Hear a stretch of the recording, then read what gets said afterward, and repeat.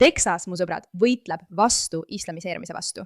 Nii et me kõik teame, et islamistid ärkasid üles ja nad mõtlesid, tead mis? Meil ei ole piisavalt moslemiriike. Miks me ei võiks võtta üle kogu Ameerikat, nüüd kui Euroopas on see õnnestunud? Ja nad mõtlevad, kust me peaksime alustama. Paneme New Yorki linnapea, aga proovime tegelikult infrastruktuuri kaudu üle võtta Texase. Sest Texas on kõikide relvadega tugevate meeste tugipunkt. Ja kui me suudame tõesti Texase üle võtta, siis pole ükski teine linn meie eest kaitstud. Ja just seda nad otsustasidki teha, välja arvatud see, et nad ei olnud valmis selleks, et teksaslastele tegelikult meeldib vabadus ja nad on võimelised vastu võitlema, mis ongi täpselt see, mis praegu toimub. Islamistid proovivad midagi teha ja teksaslased ütlevad mitte mingil juhul. Islamistid proovivad midagi muud teha, teksaslased ütlevad absoluutselt mitte, me ei luba seda. Ja on pidev vaidlus erinevate asjade üle, mida islamistid üritavad neile peale suruda. Nagu näiteks hulgaliselt mošeede või linnade ehitamine, šariaadi seaduste kehtestamine või asjade jagamine koolides. Ja teksaslased ütlevad, ei, mitte mingil juhul me ei luba sellel juhtuda. Ja mulle meeldib see, sest see on lugu sellest, kuidas sa saad tegelikult oma enda linnades vastu hakata. Vaatame üle mõned asjad, mis on viimasel ajal Texases juhtunud, sest mina isiklikult olen nende poolt. Alustuseks on meil Texase jaoks suur võit. Apellatsioonikohus otsustas. Texas võib arreteerida ja välja saata ebaseaduslikke immigrante ilma föderaalse heakskiiduta. Miks see oluline on? Tuleb päev, mil Trumpi administratsioon ei ole enam Trumpi administratsioon ja võib-olla tulevad võimule mõned hullumeelsed inimesed, tõesti hullumeelsed inimesed. ALC, tule nüüd, sa tead, Newsom ja nii edasi. Siis tahab Texas olla sellises positsioonis, et nad ütlevad, ei. Me saame AOC Kamala Harrise käest hullud. Me ei hakka selleks föderaalse heakskiitu ootama. Me ei taha, et need ebaseaduslikud hullud tuleksid meie linna. Meil on sellest küllalt. Nad võtavad võimu üle ja nad tõesti üritavad võimu üle võtta. Kuula, mida see mees ütleb. Frisco linna volikogu koosolekul räägib pastor uue islamisti pilkamise vastu. Islami ideoloogia on vastuolus kõige sellega, mida ameeriklased kalliks peavad, sest islam on elustiil. See on rohkem kui religioon. Kuulame mõningaid tema fakte. Kõik, mida me ameeriklastena kalliks peame, islam on elustiil. See on rohkem kui religioon. See mees, keda te just nägite, Brandon Burden, oli eile õhtul Frisco linna volikogu koosolekul väga hea. Kui te eile õhtul sellest ilma jäite, siis Frisco linn hääletas selle üle, kas rajada või lõpuni ehitada üks moslemi mošee ja 2 India usutemplit. Nüüd ma näitan teile veel, mida ta ütles ja see on tõesti ootamist väärt. Nii et istuge rahulikult, tundke end mugavalt ja vaadake seda meest. See mees esines suurepäraselt. Tere, minu nimi on Brandon Burden, olen olnud Friscos pastor 25 aastat ja kristlasena käsib minu piibel mul armastada kõiki inimesi, igast rahvusest, igast hõimust, igast keelest. Seega tahan ma alustada täna õhtul öeldes, et ma armastan kõiki inimesi ja ma armastan moslemi rahvast ning Jumal armastab moslemeid, kuid ma olen veidi mures nende ideoloogia pärast. Kui moslemid kolivad Ameerikasse, siis see ongi Ameerika unistus ja ma kiidan seda heaks, kui nad teevad kohanema selle kultuuriga, mitte seda üle võtma. Mulle meeldib see sissejuhatus. Tead miks? Sest paljude inimeste jaoks on lihtsalt see väga ebamugav tunne, et me näeme, mida islamistid teevad. Me näeme seda ülevõtmist, aga samal ajal ei tunne me end mugavalt, kui tundub, et oleme rassistid ja vihkame tervet inimrühma, sest see pole lihtsalt see, kes me oleme. Meile tegelikult meeldivad inimesed. Ja ma olen üks neist inimestest, kuigi mulle meeldib sellest teemast palju rääkida. Ja seetõttu võib öelda, et me tõesti ei ole vihkavad inimesed. Me usume, et inimestesse tuleb suhtuda hästi, välja arvatud see, et peame siiski mõistma, et siin on väike probleem, ainult pisike.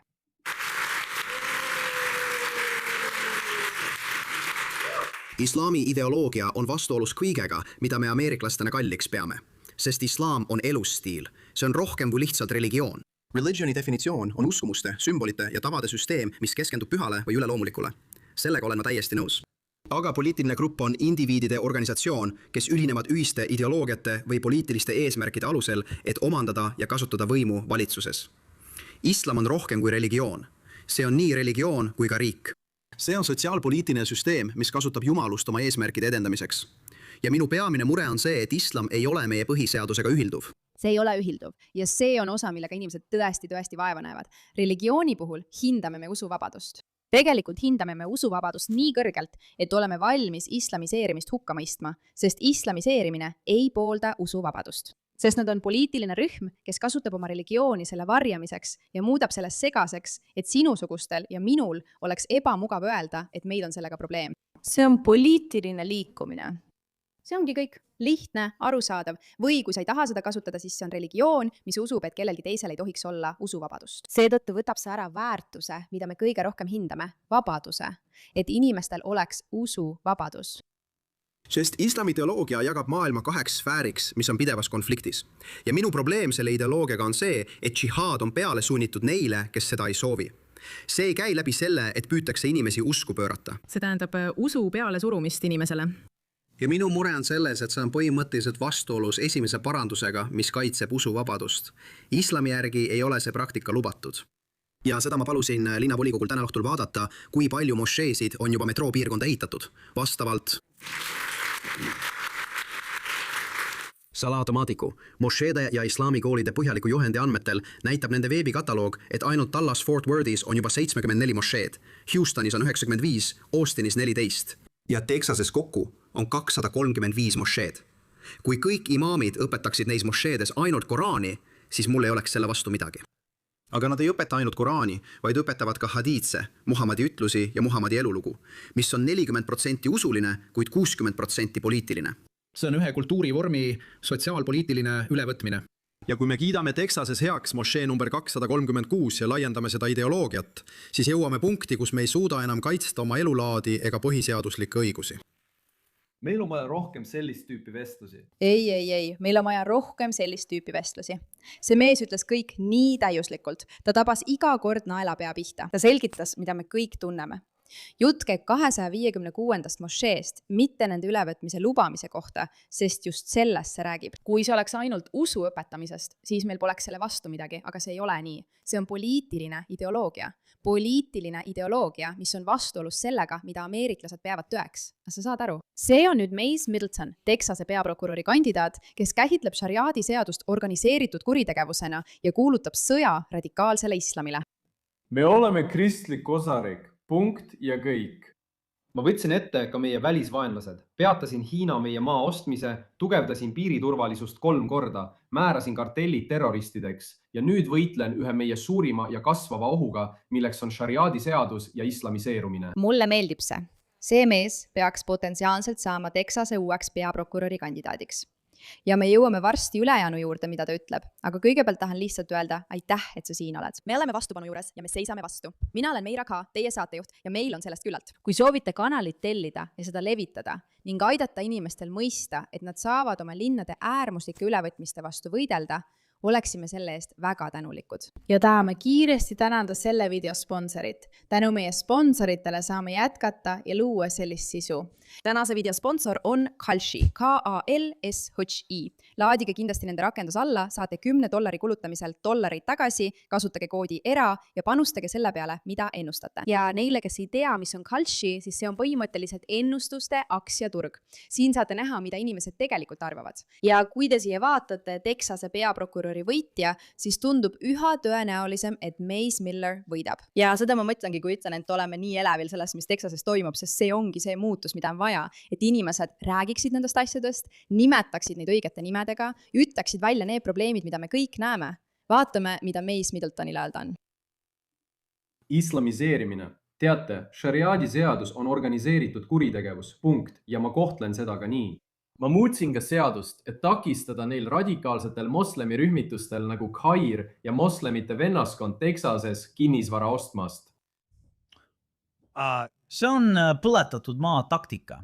Ma tahaksin selle mitmeks osaks jagada, palun. Sest see, mida sa ütlesid, on minu jaoks väga huvitav meis. Ja taas väga oodatud hääl meie saates. Esiteks, šariaadi seaduse käsitlemine organiseeritud kuritegevusena. Kas sa saad seda palun lahti seletada? See on väga huvitav. Jaa, vaata, me peame veenduma, et kõik saavad aru, et see ei ole usuvabaduse küsimus. See ei ole esimese paranduse küsimus, sest kui nad järgivad oma ideoloogiat, ja ma nimetan seda ideoloogiaks põhjusega, siis Koraanis nähakse meid kui uskmatuid, kelle vastu võib džihaadi korraldada. See on Ameerika esikohale seadmise küsimus. See on Texase esikohale seadmise küsimus. See on riikliku julgeoleku küsimus, sest nende arvates ei vääri me õigust eksisteerida ameeriklastena ega kristlastena. See on nii hea tähelepanek, et ta teeb siin vahet ja ütleb, et lõpetage mõtlemine, nagu oleks see usuvabaduse küsimus. Nad on meid manipuleerinud uskuma, et see on arutelu usuvabaduse üle. Tegelikult ei ole see, mis toimub. See on poliitiline ideoloogia, mis püüab võimu haarata ja on vastuolus meie ideoloogiatega ning seda tulebki nii käsitleda. See pole kunagi olnud usuvabaduse küsimus. Nad suutsid selle lihtsalt nii täiuslikult pakendada, et isegi meie läksime segadusse. Ja just nii nad õõnestavad meid selle punarohelise liiduga, mida oleme näinud. Ja Benny, ma olen seda Kapitooliumil näinud. 10 käsku, mida ma varem mainisin. Arva ära, kes selle vastu lobistas. Keer tegi seda, eks? Radikaalne moslemitest terroristlik rühm. See näitab, mille poole nad püüdlevad. Nad üritavad seda riiki hävitada ja nad üritavad seda osariiki hävitada, sest vasakpoolsed on selles kindlad. Kui nad võtavad Texase, on nad kogu riigi enda kätte saanud. Me ei saa valida vabariiklasest presidenti ilma Texaseta. Nad teavad seda väga hästi ja nad tulevad meie järele. Nagu näiteks James Tellerico, see tüüp on hullumeelne. Õige. Ta ütleb, et strateegia, miks nad tahavad Texase üle võtta, ei ole ainult selle sümboolika pärast, vaid ka sellepärast, et nad teavad, et ainus partei, kes hakkab Ameerika islamiseerimise vastu võitlema, on vabariiklased. Ja kui nad saavad Texase enda kätte ja tekitavad sinna tugipunkti, siis on vabariiklastel valimisi võita palju raskem. See ongi nende lõppeesmärk. Nad otsivad kohti, kuhu end paigutada, et vabariiklasi enam kunagi ei valitaks. Ja muide, see ei ole mingi vandenõuteooria. Vaadake statistikat nende osariikide kohta, kuhu Joe Bideni administratsioon saatis ebaseaduslikud immigrandid ja vaadake, kui strateegiliselt nad paigutati. See on lihtsalt hullumeelne fakt, mida teada. Aga nad paigutati strateegiliselt nendesse osariikidesse, mida oli vaja muuta punasest siniseks. Just selle nad tegidki. Strateegia oli tuua sisse nii palju immigrante kui võimalik, et luua olukord, kus demokraadid jäävad võimule lihtsalt arvulise ülekaalu tõttu. See ongi ka islamistlik immigratsioonipoliitika. Täpselt seda nad ka üritavad teha. Nad püüavad tulla kohtadesse, et kiiresti saada arvuline ülekaal, hääletada teised üle ja panna oma inimesed nõukogudesse. Seda nad ongi Euroopas teinud. Ja see on hullumeelne, täiesti hullumeelne, et nad üritavad seda otse meie nina all. See mees ütleb, et ta on pastor ja ma kasutan selle kohta jutumärke põhjusega. Nii et abordi jaoks on olemas piibelik argument. Olgu, me ei pea kõike seda arutama, aga korraks, siin on veel üks võit Texases, sest nad ei püüa üle võtta ainult poliitilisi süsteeme. Nad siivad ka koole, nagu me juba teame. Ringkond, kes oli määranud koolijuhataja ja selgub, et see koolijuhataja oli oma sotsiaalmeedias postitanud üsna vastuolulisi asju šariaadi seaduse kohta, kaitstes ja selgitades šariaadi seadust. Muuhulgas ka muud. Koolipiirkond tegi Vilkaini saatele avalduse. Nad ütlesid, et said teada mitmest varasemast sotsiaalmeedia postitusest, mille olid teinud ringkonna koolijuhataja ametikoha finalistid. Pärast ülevaatamist leiti, et postitus ei pruugi vastata koolipiirkonna sotsiaalmeedia poliitikale ega töötajatele seatud ootustele. Seetõttu määratakse kandidaat ümber kuni uurimise tulemuste selgumiseni. Räägi mulle sellest loost ja teksaslaste muredest islamismi leviku pärast Texases. Mis puudutab seda lugu ennast, siis Haridusamet tegi väga selgelt selgeks, et selline käitumine ja sellised kommentaarid, mis ei ole kooskõlas Texase väärtuste ja seadustega, on vastuvõetamatud ning sellised inimesed ei saa olla koolijuhid. See järgneb sammudele, mille me astusime vaid 2 nädalat tagasi, kui üks islamiorganisatsioon püüdis luua Tex A&M-i, mis kõlab väga sarnaselt Texas A&M-ile ülikoolina, kuigi neil polnud selleks mingit õigust. Nende tegevuse lõpetamiseks esitati hagi, sest nad püüdsid tegutseda ebaseaduslikult. See järgneb sellele, mis juhtus Dallase eeslinnas Grand Prairie's, kus nad püüdsid korraldada ainult moslemitele mõeldud üritust avalikus pargis. Me rääkisime sellest põhjalikult. Nii et siin on asjad, mida riik või osariik saab teha, et vastu seista ja see on osa sellest, mida Texas teeb. Omada autonoomiat selle üle, keda lubatakse sisse, eriti immigrante. Tegelikult olla võimeline määratlema, mis probleem on. See ei ole usuvabaduse küsimus, see on ideoloogiline ülevõtmine. Peatada käimasoleva infrastruktuuri rajamine. Nimetada šariaadi seadus selleks, mis see on ja muuta see erinevates aspektides ebaseaduslikuks. Võidelda nende inimeste vastu, kes püüavad saada võimupositsioonidele ja öelda, ei, sa ei saa koolis õpetada, selleks on meil teisigi viise. Sest see kooli teema on hullumeelne ja nad suruvad sellele tõesti tugevalt peale. Ma olen Wiley Eesti Keskkooli Vabariiklaste klubi president ja täna oli meie kooli ees organisatsioon nimega Why Islam, kellel oli seal suur lauaboks ja nad jagasid hijabe moslemi tüdrukutele kogu koolis. Samuti jagasid nad koraane ja neil olid ka voldikud šariaadi seaduse ja teiste islami teemade kohta. Samuti jagasid nad neid kotte. Vaata, nad on väga kavalad. Nad toovad sisse immigrante, nad ehitavad välja füüsilist infrastruktuuri, nad paigutavad inimesi võimupositsioonidele, näiteks koolide direktoriteks. Nad lähevad otse koolidesse ja propageerivad oma ideoloogiaid. Nad. Neil on plaan, see ülevõtmise plaan. Aga kui Texas inimesed ütlevad, et ei,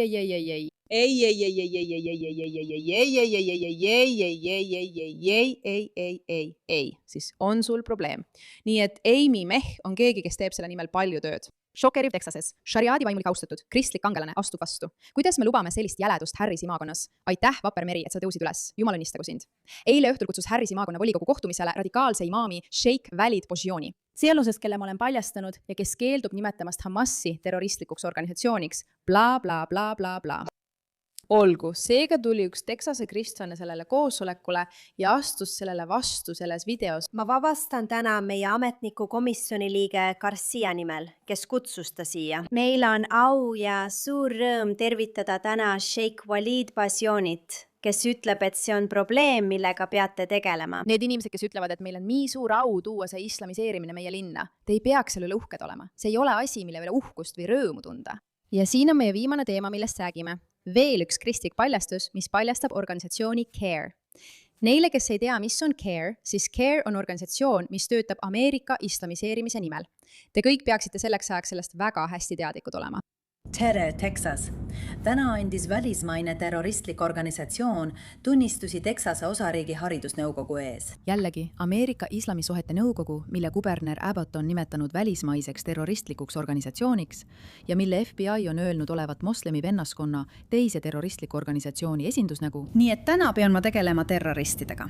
Nemad esitavad nõudmisi. Nii et ma jagan teiega nõudekirja Shama Zainilt, Z-A-Y-A-N, kes ütleb, et on Ameerika Islamisuhete nõukogu tegevusjuht. Olgu. Need on lihtsalt erinevad viisid, kuidas inimesed Texases vastu võitlevad. Nad kutsuvad koole vastutusele, pöörduvad erinevate delegatsioonide poole, astuvad erinevate juhatuste ette ja nii edasi. Et võidelda, sest sa saad võidelda ja seda pole veel juhtunud. Me ei ole veel olukorras, kus islamiseerimine oleks tegelikult võimu haaranud, kuid me näeme süstemaatilist ülesehitamist. Nii et see on teie, iga osariigi ja iga riigi kodanike ülesanne. Kui te näete, et islamiseerimine võib teie riiki jõuda, siis siin on asjad, mida saate teha. Peatage selle jõudmine teie koolidesse. Valige ametisse inimesed, kes on tegelikult valmis seda õigesti nimetama. Käige nendel koosolekutel ja astuge sellele vastu. Ärge lubage selle infrastruktuuri loomist. Takistage koolide ehitamist. Takistage nende inimeste määramist võimupositsioonidele. Ja kui see kõik juhtub, on meil võimalus. Aitäh, et pöörasite sellele küsimusele tähelepanu.